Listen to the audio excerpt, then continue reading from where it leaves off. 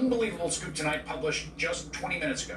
Make this go viral. In sudden silence this week, one of their peers, they were told, had devised a plan with President Donald J. Trump to oust Jeffrey A. Rosen as the acting Attorney General and wield the department's power to force Georgia state lawmakers to overturn its presidential election results.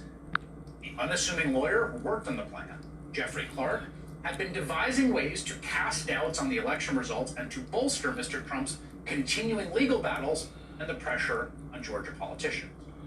Because Mr. Rosen had refused the president's entreaties to carry out those plans, Mr. Trump was about to decide whether to fire Mr. Rosen and replace him with Mr. Clark.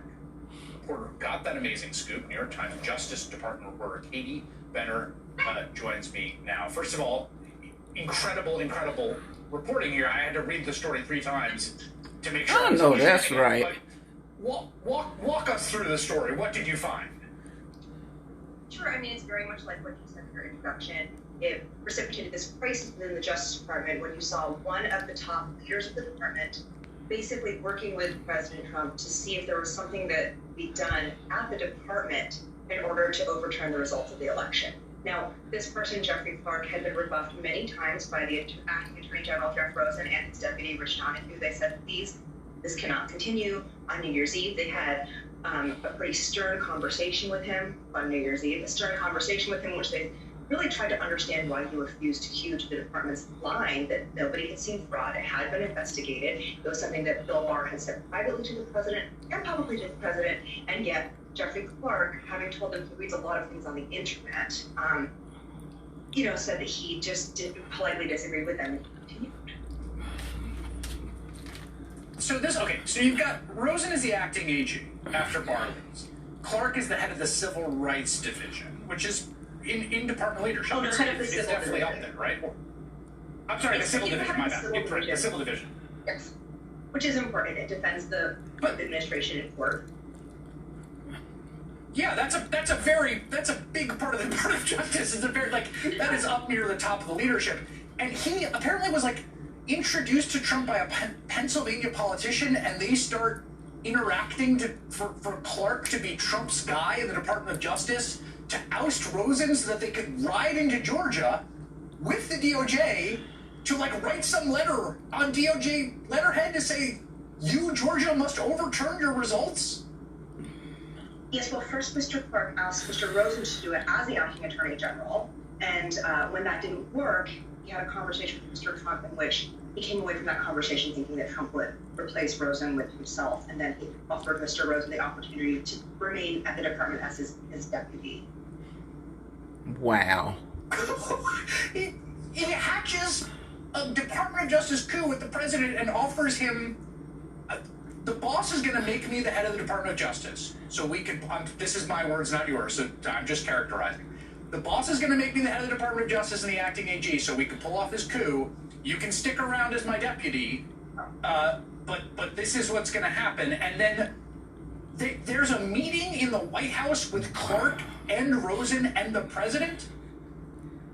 Yes, and this is sort of unusual timing because it happened on January 3rd, which is the exact same day that Georgia Secretary of State released, leaked the audio of his phone call the prior day with Mr. Trump. So you have the entire world listening to the audio of Trump and the Secretary of State in Georgia having this bizarre conversation in which Trump makes so clear that he wants Georgia to change its mind, to find votes that would make him the winner.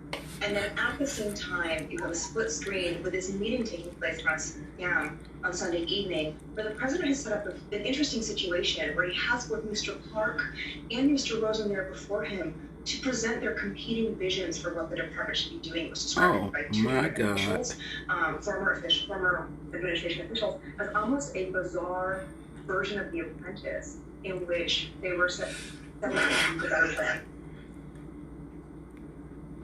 So, what ends up? It sounds to me from reading your article that enough people at DOJ get read into this plan that they essentially rebel en masse and threaten to all quit if it's pulled off. Is that right? Yes. So Sunday, we'll just go through chronology. Midday Sunday, Jeff Clark says to the Attorney General, the Acting Attorney General Rosen, I believe that the president is going to remove you and put me in your spot. And then a few hours later, Mr. Rosen's deputy, the Deputy Attorney General, calls an emergency conference call with the remaining top leaders of the department. He reads them into what's going on. This is fucking crazy. What Mr. Clark has been up to. And they discuss what they're going to do if in the coming hours the president fires Jeffrey Rosen and replaces him with Mr. Clark. They decide that the only option is to leave.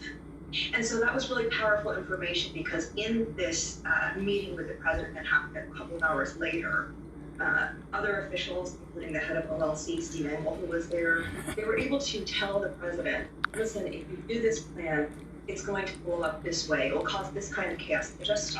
And if nothing This else, needs to fucking go viral. Jeff Clark letter to Georgia. They will be paying attention to the fact that you have created a Saturday Night Massacre, and that was one of the compelling arguments to this.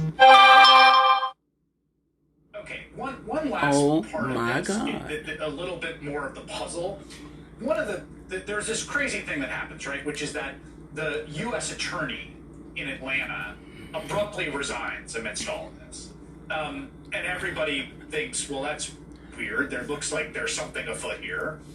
And we've been getting more and more reporting on that. It seems that resignation, which we've now learned was essentially because he refused to prosecute some non-existent voter fraud, that was sort of connected to this entire undertaking. Well, I mean, I think that what we saw was that the president was obviously very, very obsessed with Georgia, in particular the counties that included the city of Atlanta, which is where that U.S. attorney's office was and where that U.S. attorney served.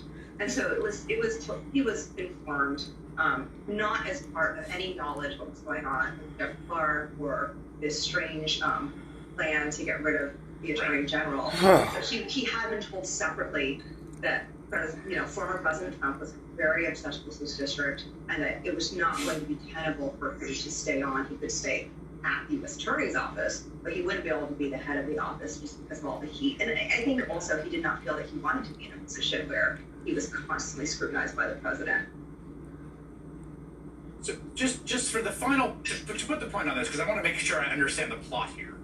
The idea was that the president was going to fire the acting attorney general, a guy who was just serving for a very small amount of time after Barr resigned. Right. Replace him with the head of the civil division. This is right. Named Jeffrey Clark, who was amenable and sympathetic to the president's conspiracy theory, completely fraudulent conspiracy theory, and then use the Department of Justice to essentially instruct Georgia legislatures on behalf of the department that they had to overturn their election?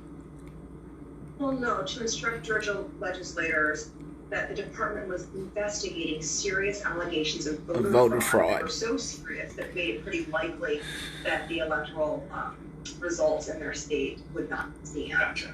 And, advise them that they should act accordingly. Man, I see. So this would be if we don't make this stuff go viral, that they could point to, so that sympathetic lawmakers in that legislature, if we don't tell everybody that we know about this stuff, then we don't deserve a country. These electors are uncertified.